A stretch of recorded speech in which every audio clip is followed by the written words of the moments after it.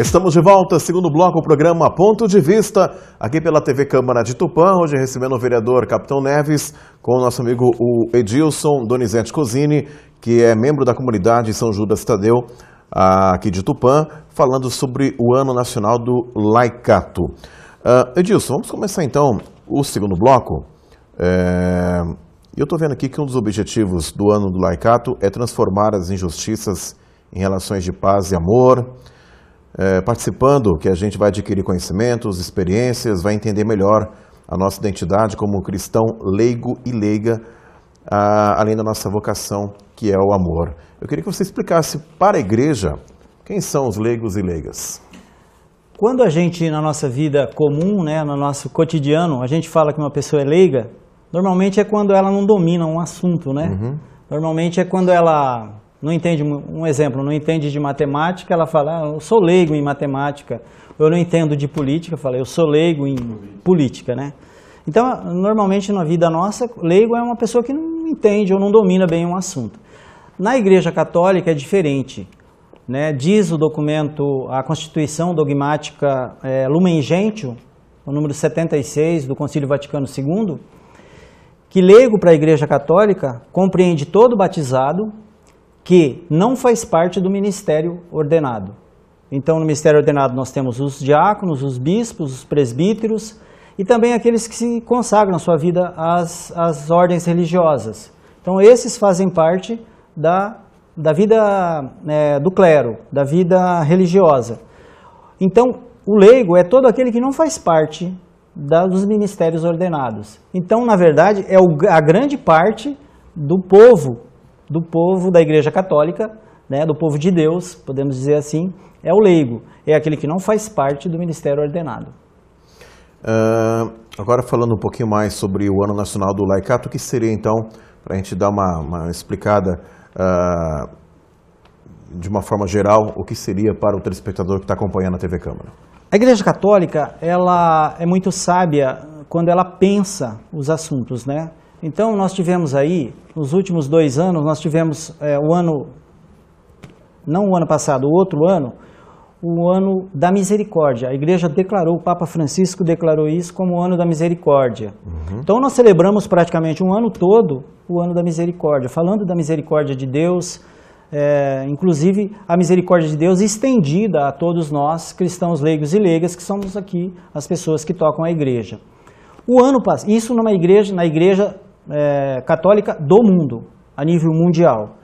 O ano passado, nós tivemos o ano mariano, né, foi declarado o ano mariano. Aí já nós partimos para uma igreja só do Brasil. Por quê? Nós celebramos os 300 anos da aparição de Nossa Senhora da Conceição Aparecida, que apareceu no Rio Paraíba do Sul, né? Então, em 1717 ela apareceu e nós celebramos os 300 anos da aparição da imagem. Então foi um ano mariano, onde nós refletimos, celebramos, estudamos o carisma mariano, né? A Maria, mãe de Deus, mas essa Maria que para nós se apresentou como a mãe também dos brasileiros, né? Claro. Principalmente na cor negra, que na época nós temos um grande problema com a escravidão. Então, este ano, né, é bom que a gente saiba também que o ano litúrgico da Igreja Católica, ele é diferente do ano civil. O ano civil termina em 31 de dezembro e começa no dia 1º de janeiro e tal. O ano litúrgico da Igreja Católica, ele não tem essa mesma data. O ano litúrgico da Igreja Católica, ele termina em meados do final de novembro ali, com a festa de Cristo Rei. Então esse ano nós terminamos no dia 25, se eu não me engano, de novembro. Nós terminamos o 34º domingo do tempo comum e ali nós encerramos o ano litúrgico. Então, este domingo que passou agora, nós celebramos o 1º domingo do Advento, que é o 1º domingo do ano litúrgico. Então, o ano litúrgico para a Igreja Católica, ele começou agora, no domingo que nós passamos, anterior agora. Então, a Igreja, nesse dia que a gente começou, 25 de novembro, nós vamos celebrar até 26 de novembro do ano que vem, de 2018, o ano do leigo, dos leigos e das leigas. Então, a igreja vai celebrar, vai refletir, vai pensar sobre a atuação do leigo na Igreja Católica. Ele vai realmente dar uma ênfase a essa atuação, esse protagonismo do leigo perante a Igreja Católica, perante a Igreja na qual ele realmente faz parte. Acho que também assim serve até para fomentar que o leigo tenha uma participação melhor, como até fala aí na passagem, que um sal não seja salobo, não é isso? Tem uns termos então, assim. Porque muita gente às vezes vai na igreja e não participa, então acho que é uma forma da gente, como foi o ano da misericórdia no Mariano, que as pessoas tenham uma participação mais... Pois é. A igreja, para tudo que existe na igreja tem documentos. É impressionante. Tudo que você vai fazer na Igreja Católica, você tem orientações. Dificilmente você não vai ter. Tudo o que você vai fazer na igreja, você tem orientações. E nós temos um documento da CNBB, conforme eu mostrei o documento que é a diretriz do diácono permanente, nós temos também uma orientação muito importante, que é novinha, que saiu, que é o documento 105 da CNBB, que fala justamente dos cristãos leigos e leigas na igreja e na sociedade, né? Justamente sobre o lema, que é o lema do ano do laicato, que é sal da terra e luz do mundo, que refere ao Evangelho de São Mateus, do capítulo 5, versículo 13 e 14. Esse ano, o tema, conforme o Glaucio falou na introdução, é cristãos leigos e leigas sujeitos na igreja em saída a serviço do reino. Então é interessante a gente falar também, né, que até o Concílio Vaticano II, é importante dizer o que é um concílio, né? A igreja teve 21 concílios até agora. Então, o último concílio que teve foi o Vaticano II, que aconteceu de 1962 até 1965. Concílio é quando a igreja reúne as autoridades eclesiásticas, praticamente do mundo inteiro, né? Como foi o Concílio Vaticano II ecumênico, não só autoridades religiosas, mas também leigos que participaram, e decidem sobre o tema de fé, o tema pastoral, um tema de dogmas, enfim, são coisas assim que decidem, que orientam a direção que a igreja vai tomar a partir daquele momento. Não mudam, né? Um concílio não muda um outro concílio, mas se adapta à evolução dos tempos, podemos dizer assim, sem sair claramente do que é a doutrina da Igreja Católica, né? Mas ela se adapta. O Concílio Vaticano II, por exemplo, fez a enculturação da missa. A missa até o Vaticano II era rezada em latim, o padre rezava de costas para o povo. Agora não, agora cada país tem a sua língua vernácula, que a gente chama. Cada país tem a sua língua própria e você entende a missa na sua língua, né? Então, o leigo, até o Vaticano II, ele era considerado, né, uma parte da igreja. Nós tínhamos ali o Papa, os bispos, os padres e o povo. O povo, então, fazia parte da igreja. Com o Concílio Vaticano II, né, podemos dizer assim que aconteceu um novo Pentecostes para o leigo na igreja, uma nova fase, uma nova passagem e uma nova vida. Então, o leigo, a partir daquele momento, ele não mais faz parte da igreja, como ele é a igreja. Então, o leigo, o Vaticano II deu essa ênfase ao novo protagonismo do leigo, para que ele, né, então, comece a trabalhar, comece a sentir igreja. Então, a gente percebe que os concílios, principalmente os concílios que aconteceu há 50 anos atrás, podemos dizer assim, na Igreja Católica nada é rápido, acontece rápido. Na Igreja Católica muita coisa acontece lenta. Por quê? Porque ela mexe com a estrutura, porque ela mexe com a fé da pessoa, ela mexe... Então, às vezes, leva gerações para que realmente aquilo que o concílio decidiu aconteça realmente. Então, a gente percebe que, em relação aos leigos, né, muita coisa já aconteceu, né? O leigo já faz parte, realmente já é igreja, mas muita coisa está ainda em processo, né? Nós podemos dizer que o sopro do Vaticano II, ele está ainda impulsionando o leigo. Então nós percebemos, né, só para dizer, como já caminhou, os leigos hoje, eles praticamente que tocam as pastorais da paróquia, os leigos, eles participam de formação. Nós pegamos as faculdades católicas, por exemplo, em Marília, que nós temos a faculdade AFAJOPA, que é a Faculdade João Paulo II, reconhecida pelo MEC, que forma, né, seminaristas. Essa faculdade também tem leigos que estudam, que se formam lá, que dão aulas, né? Então o leigo realmente tem se envolvido com a formação, com a teologia.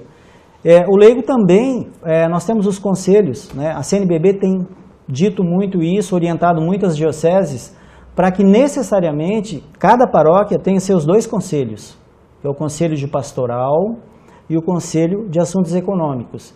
O Conselho de Pastoral, que a gente chama de CPP, é um conselho feito praticamente todo ele por leigos, né? O padre, no caso é o presidente.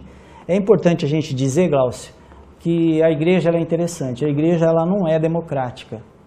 A igreja não é democrática. Nós vivemos numa democracia, né? E estamos acostumados com a democracia. Qualquer coisa que vamos fazer, né? Lá na Câmara, qualquer coisa que se faz é a maioria que resolve, né? Qualquer lugar que a gente vai fazer, a gente precisa conversar, dialogar e ver o que é a maioria. Na igreja ela não é democrática, a igreja ela é hierárquica. Mas não é porque ela quer, é porque Jesus quis assim. Quando Jesus chamou Pedro e falou para ele: Pedro, vem cá, eu vou te dar as chaves. E tudo que você ligar na terra será ligado no céu. E tudo que você desligares na terra será desligado no céu. Então Jesus não falou para Pedro: Pedro, olha, você chama um pessoal aí, faz uma reunião e decide o que vai ser melhor ou não. Não, Jesus chegou e falou: é para você. Eu estou te dando a chave, é para você. Então, foi Jesus quem quis que essa igreja fosse hierárquica, tivesse uma cabeça que pensasse. Então, para nós, hoje, o Papa Francisco é o sucessor de Pedro, que recebeu pessoalmente a chave de Jesus. Então, na Igreja Católica, tudo é hierárquico. O Papa tem a última palavra, o Bispo tem a última palavra na igreja particular, que é a diocese, e os párocos têm a palavra final também nas paróquias. Mas os conselhos, que são os conselhos de pastorais, que cuidam de toda a ação pastoral da igreja, é formado por leigos, né? Então o padre, na verdade, esses conselhos, como o conselho administrativo também cuida da parte administrativa da paróquia, da parte financeira, de tudo aquilo que é administrado, e também é feito praticamente todo por leigos, um pouco menor, mas é feito por leigos. Mas o padre é o presidente, o padre é quem tem a palavra final.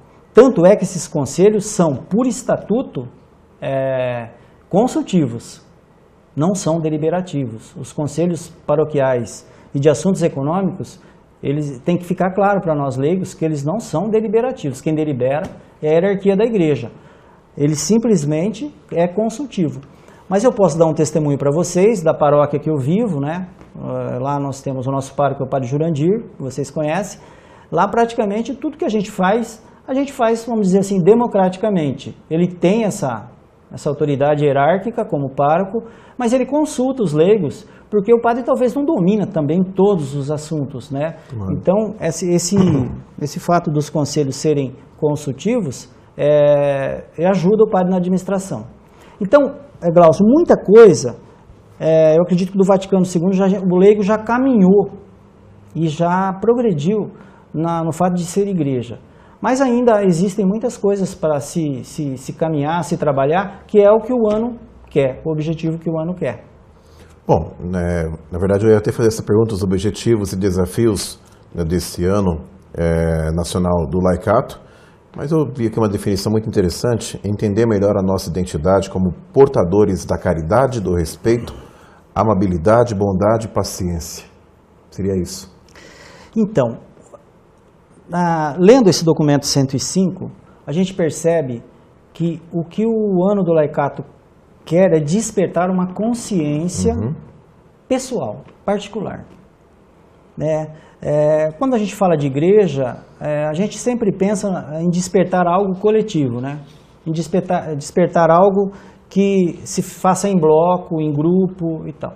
Mas eu acredito que o principal objetivo deste ano é despertar a minha consciência, a consciência particular, não coletiva, né? Você falou na introdução que é necessário que se tenha uma nova consciência. Então o leigo precisa entender e compreender de que ele é um sujeito eclesial também, um sujeito da igreja, né? Que ele faz parte da atuação.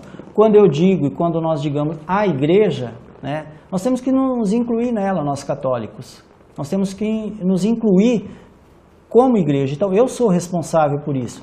Então, esse sujeito eclesial, né, ele ainda precisa ser caminhado, precisa ser trabalhado, porque não basta eu ir só à missa, né? É necessário que eu assuma essa igreja também, que eu me sinta parte dela. Então, o que esse ano quer, na verdade, é despertar esta consciência pessoal, particular, cada um. E o que o Papa Francisco também, a gente percebe nos seus gestos, né, é que realmente ele quer uma mudança de estrutura pessoal, né, que eu mude o meu jeito de ser. Como que eu posso transformar o mundo que tanto a gente sonha se eu não consigo transformar nem meu mundo, né? Então eu acho que o que o Papa convida é que essa mudança desse processo que precisa acontecer no laicato é uma mudança que aconteça primeiramente em mim, pessoalmente, na vida do leigo, na vida total, não só de igreja, mas na vida total. Perfeito. Bom, capitão, importante esse programa, né? Hoje tivemos aqui uma aula, né, mostrando o trabalho do diácono e, em especial, o Ano Nacional do Laicato, a importância e a preocupação da igreja quanto aos leigos e leigas. Realmente, importância e a preocupação da igreja, né, no mundo, em especial aqui no Brasil. Olha, aproveito aqui para agradecer ao Padre Jurandir, porque a gente ia convidar o Padre Jurandir para vir aqui e de repente ele deu uma excelente ideia. Por que não leva o amigo Edilson, que já fala do diácono, que é a primeira parte que demonstra todo o trabalho de evolução do leigo, né? Tanto é que a gente teve um update, né, do que é o leigo, e agora estamos vendo o trabalho do laicato. Então, sinceramente, acho que para os amigos do povo de Tupã que estão aqui, uma forma de participar e entender, né, o trabalho do leigo, né? Como o Edilson falou, nós não estamos na igreja, nós somos a igreja. Então, só gostaria de frisar uma coisa interessante sobre os desafios, Glaucio.